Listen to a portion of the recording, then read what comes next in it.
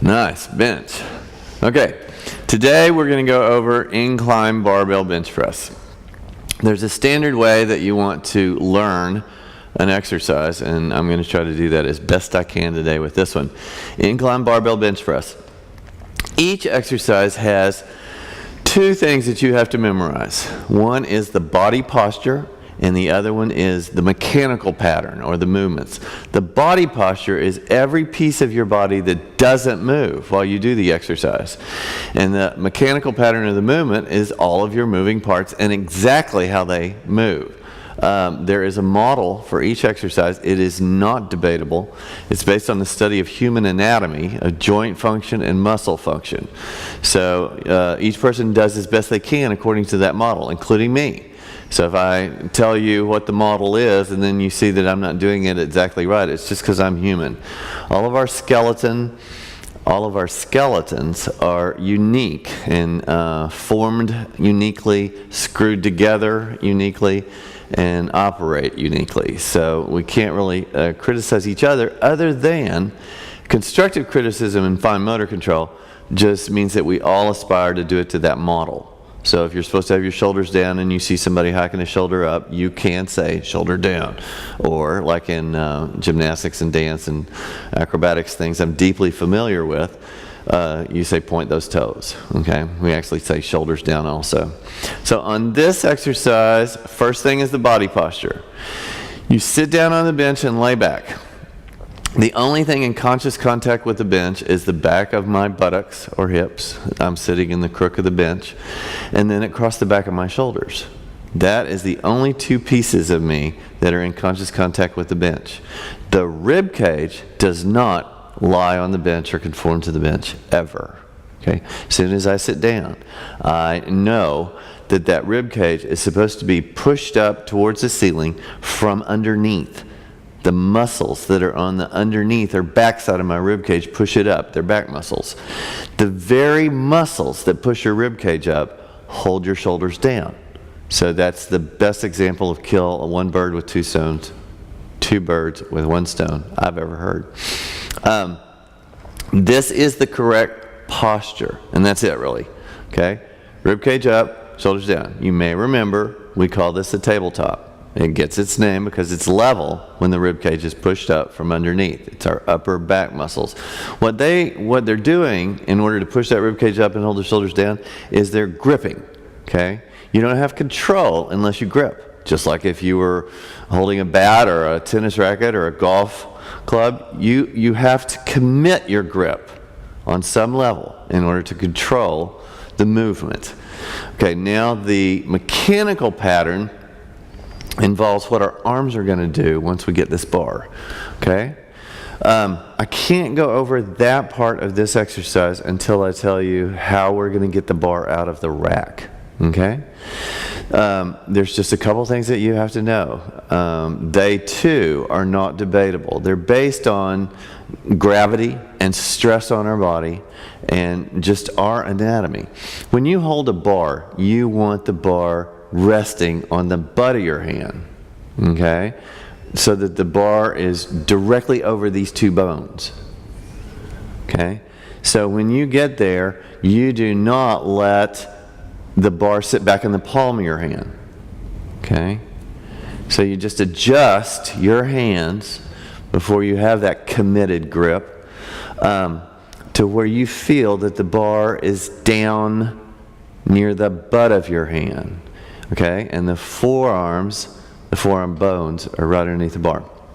Now, the most awkward part here is to get the bar out of the rack. You know, in a perfect world, the bar would just magically appear above you, but it doesn't do that. So we do not want to strain ourselves getting the bar out or in the rack. That goes for any other exercise. Okay, so it's very important to learn how to ideally mount or dismount. That's when people strain themselves more often, not the exercise, not the repetitions of the exercise itself.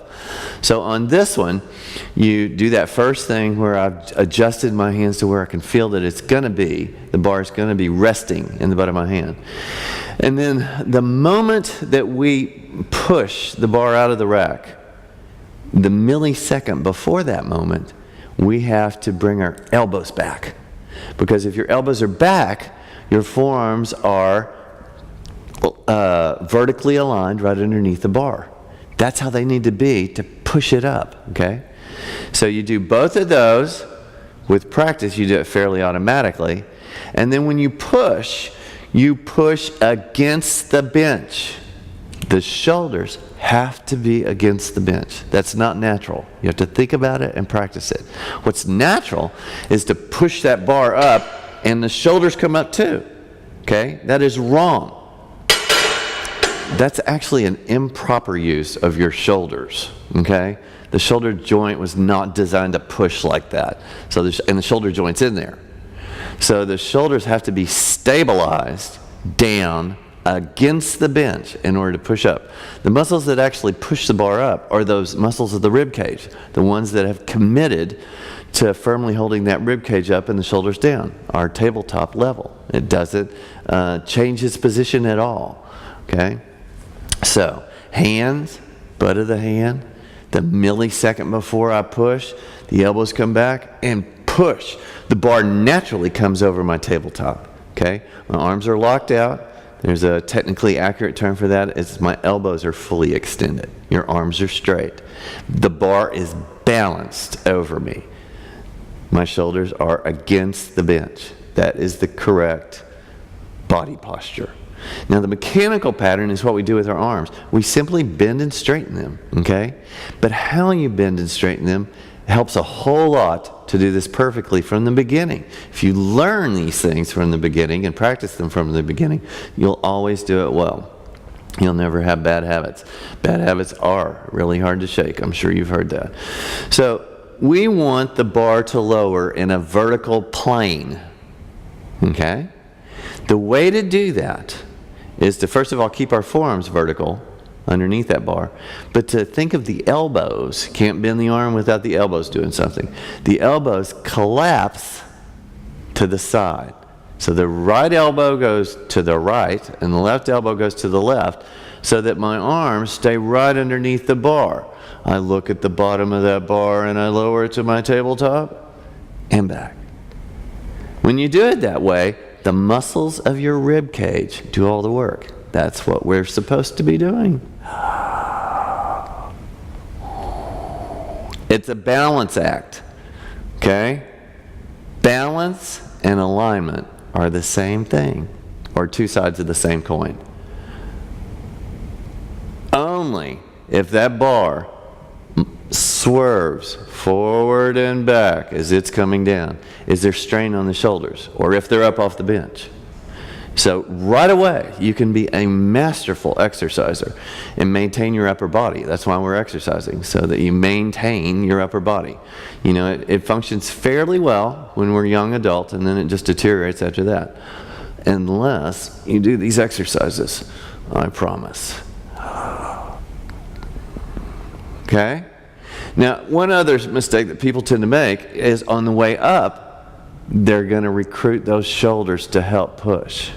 And they come off the bench and the tabletop sinks. Okay, right away you know, because you program your brain to keep that tabletop up, that you need deductions off your total score. So here's one good one.